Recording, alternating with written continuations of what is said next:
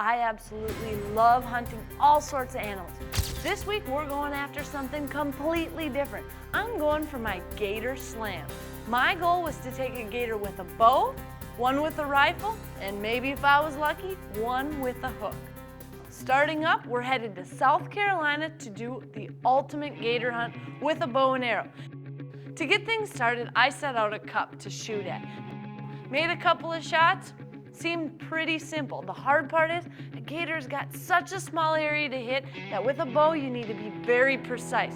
Now this can be difficult with all that string, everything hanging off your bow, but I was all set and I was ready to head out for my very first gator hunt ever. I love alligator hunting. Boy, when you see a big old alligator, your heart goes to pumping and oh goodness, your adrenaline's up and things start happening. So the very first night we started heading out, scouring, looking for gators, and there were a ton.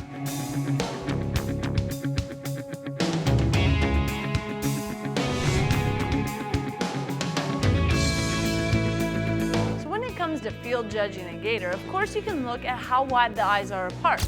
But there's a way to really see how big this gator is just from the little bit that's showing. A good rule of thumb is for every inch from their eye to the end of the nose. It's about a foot on the size of the gator. But if you can see a foot, well, that means you've got one giant 12-footer underneath that water. And the other crazy thing is, you would think when a gator's laying in the water that they're just straight across. Not the case. These gators are actually about like that in the water. So you see just a tiny bit of their head, but the rest of their body is almost underneath of them. So it makes it really tough to try to get any type of a double lung shot or get it in their body. So that one little space right on their neck, that's your best bet with an arrow. Gator killing time.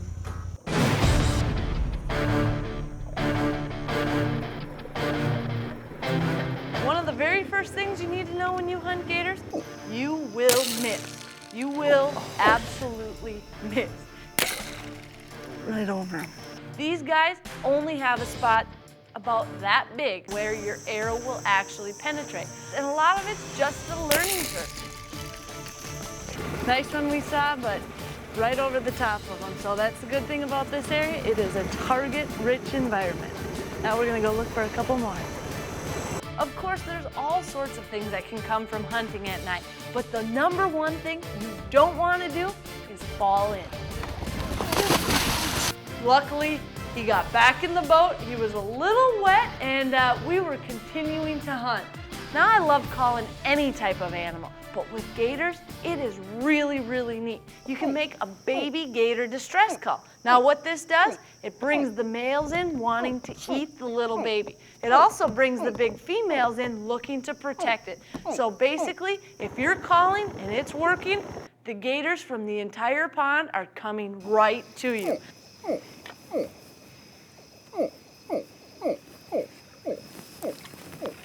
I'll wait till he turns.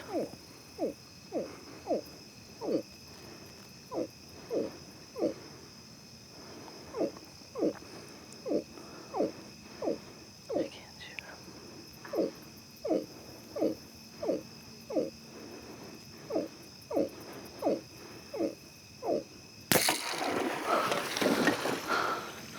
Bones right off. So it ricocheted off his back.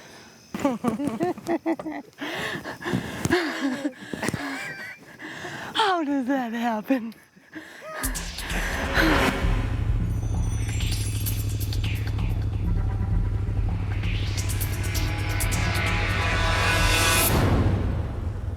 Well, we thought we had a miss reeling in the rope, and we got a live one.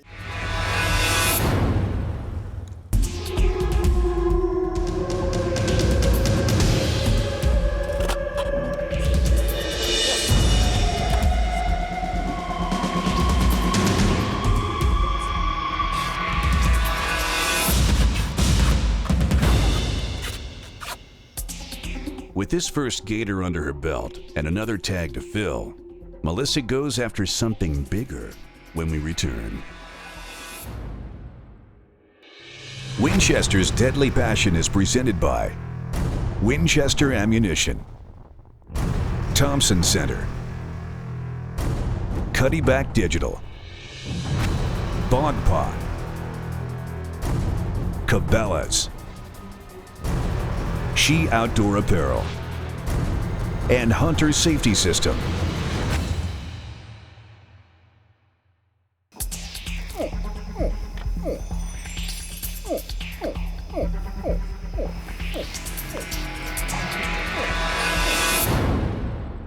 Melissa Bachman is learning the finer points of bow hunting gators on her first ever hunt in the swamps of South Carolina.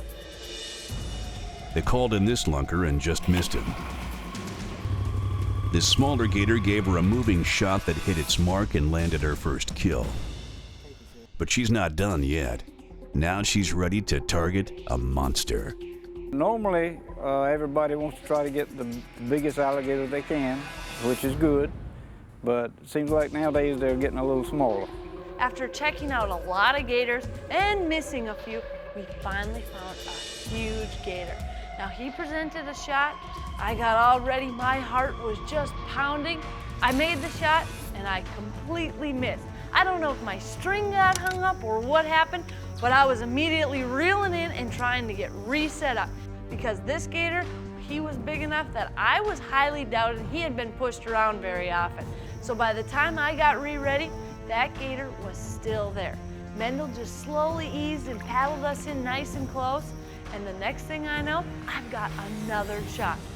Now this time I really took a deep breath, tried to make the perfect shot. I was in nice and close.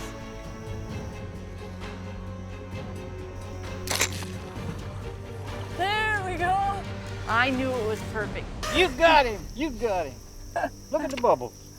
And just Mendel's excitement, I knew things had worked out. And now, let the games begin. Any luck, we spined him. We might need that 22 rifle. Now this gator, well, he was very much so alive. So we needed to get him up to the boat and make a shot to finish him off. But now listen, now he's not hurt. Okay. And he might attack the boat. I mean, just let's be careful, okay? Recovering a gator is often a complicated endeavor. On the other end of the line is an angry predator turned prey with plenty of strength to attack its captors. This process is never to be taken lightly. This gator was not happy about being pulled up to the surface. And the good thing is, they can only hold their breath so long, so eventually they have to come up. You just better be ready when they start coming up. Holy smokes, how big he is! Multiple shots are usually required to finish off a gator of this size.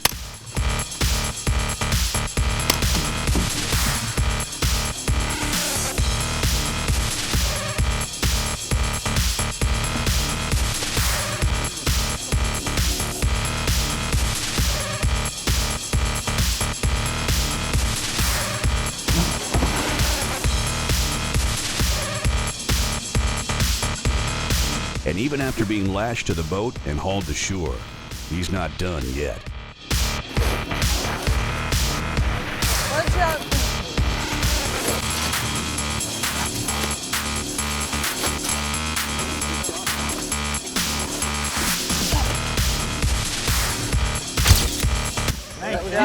Hey, that woman knows she could shoot that Matthews boat.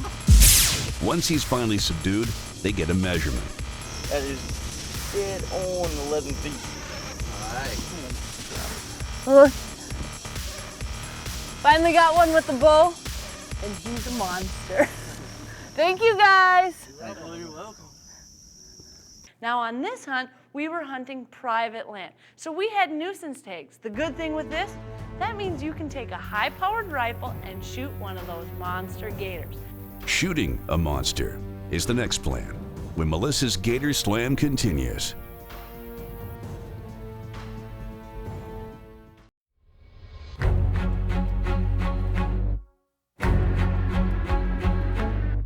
Well, now I had one part of the slam done. I got my gator with the bow, and he was an absolute giant.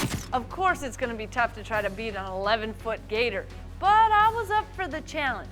Now this year, I'm back in South Carolina, and I've got one goal in mind, to try to get a gator with my rifle. Now what the plan was gonna be to stalk along the shores, looking and kind of glassing, looking for gators in the water. Now this is a great way to be able to see them during the day, and I thought if I was lucky, maybe I could find one sunning themselves on the shore, but instead, most of them were already in the water. In fact, the gators have gotten so out of control in a lot of the places in South Carolina that these guys can't even go duck hunting with their dogs. As we crept along, we spotted one that looked to be absolutely huge. Unless your eye's trained for it, it's pretty tough to know that there's a 600-700 pound gator lurking right over the edge. He's right there. Once we had the gator spotted, I needed to find a good rest. The hard part with using a rifle, well, you've got an even smaller place to hit. In fact, you must get them right in the brain. So you've got maybe the size of a quarter to hit, and these gators are not presenting much of the shot.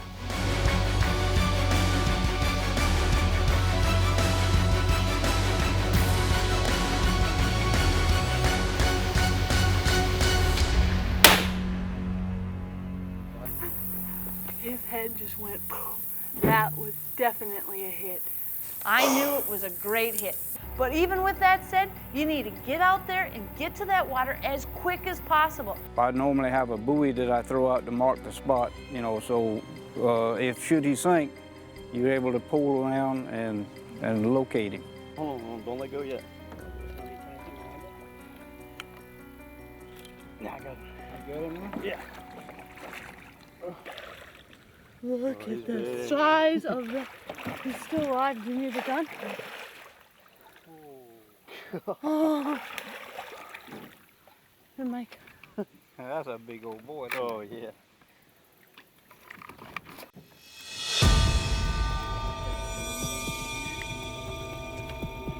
I'm pretty sure I wouldn't even be able to get this gator anywhere if I was on my own. But luckily I wasn't. I had a great group of people with me again. As soon as we started pulling him over that boat, I was stunned. Nice work. I think Swamp People's gonna want us on their show now. Look, they're calling already. They sure have some giant gators here. He ain't as big as I thought he was. I think the 300 did the trick. Oh yeah, that's bad. It is hard to tell if you hit these guys or not, though.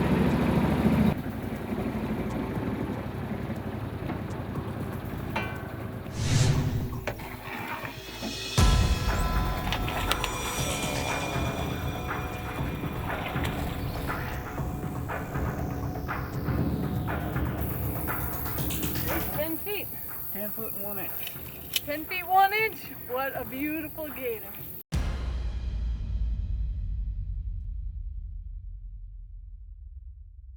Don't go away. We head down to the swamps of Louisiana for part 3 of Melissa's Gator Slam next.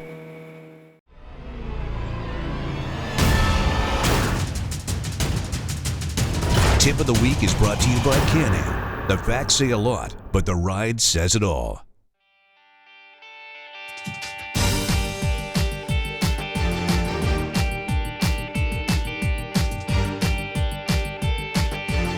Gator hunting takes precision shooting. You're aiming at a target the size of an egg. Now sure, it may be a 10-foot gator, but you have an extremely small margin of error on a brain shot, and you need to make it count.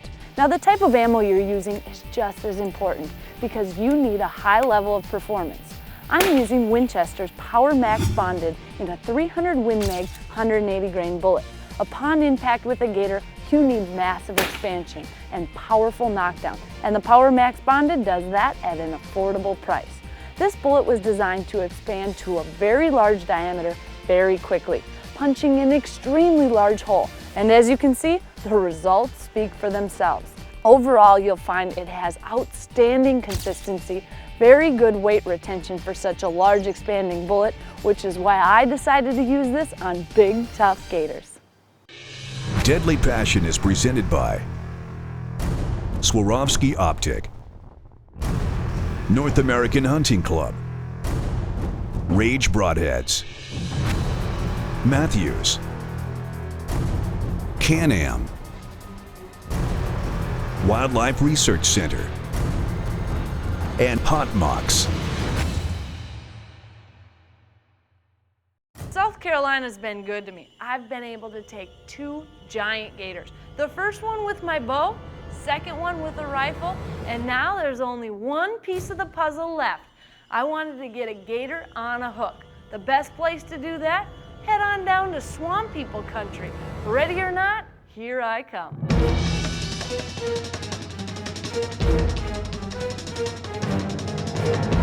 With all the recent activity with Swamp People, they've really brought to light the fun of gator hunting. Now the thing about hunting Louisiana, well, it's a little bit of a crapshoot because when you get one on a hook, well, there's no catch and release, so you need Lady Luck on your side.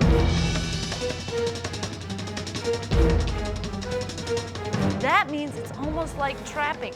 You have to have your bait set up just perfect. You take old, rotten, stinking chicken and you bring it out and hook it on a line. And there's a lot that goes into it. Where you place it, how high above the water. If your bait drops down too close to the water, gators don't want it. Now that we got the chicken all set, we're gonna try something completely different for gator hunting. We're gonna sit in a tree stand way up in the tree, and that way we can come and see these gators as they come hit this bait. I've got a cutty back set up to try to get them as it happens, and well, this is gonna be something totally different. The biggest thing is, don't drop anything out of the tree stand because it's gonna hit water and you're not getting it back. That includes me. I don't wanna fall in and be the next gator bait.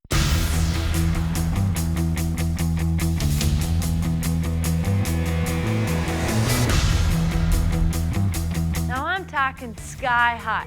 We wanted to make sure that we could see everything that was going on and not spook any of the gators.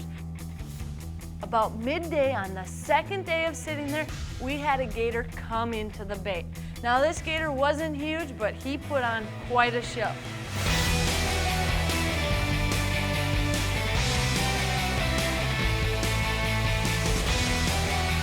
So I'm pretty sure this gator ended up burning up all his energy. He was absolutely fun to watch.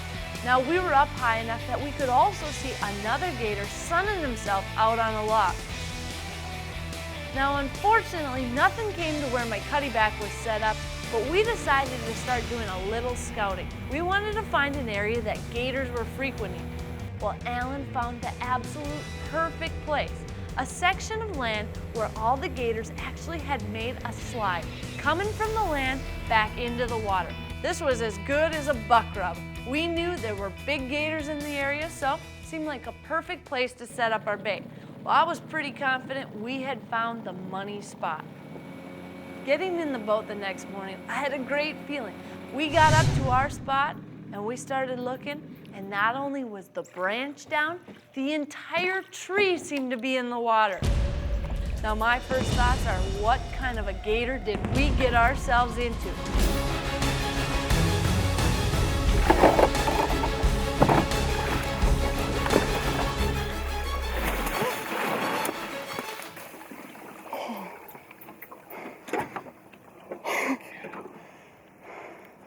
That's a monster.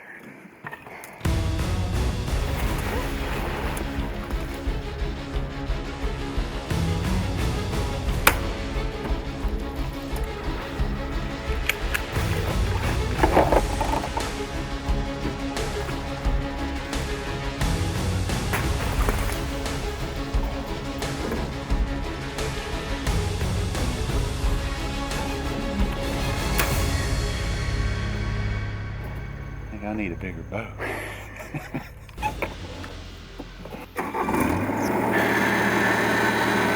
So we called in a little backup. And as he pulled this gator out of the water, I just stood there in awe. I could hardly believe it. This gator was truly bigger than our boat. This is one gator that you would never believe was living in this little area. A gator like this, well, he could probably eat me in about 1 to 2 bites. So the gator slam was finally complete. 11-5. 11-5. I had my big gator with a bow, one with the rifle, and now I had a beautiful gator with the hook. I've had a ton of great people helping me along the way on all these gator hunts, and if it wasn't for all their hard work, well, I probably wouldn't have been as lucky as I was, but you know what? I'll take a little luck on my side any day.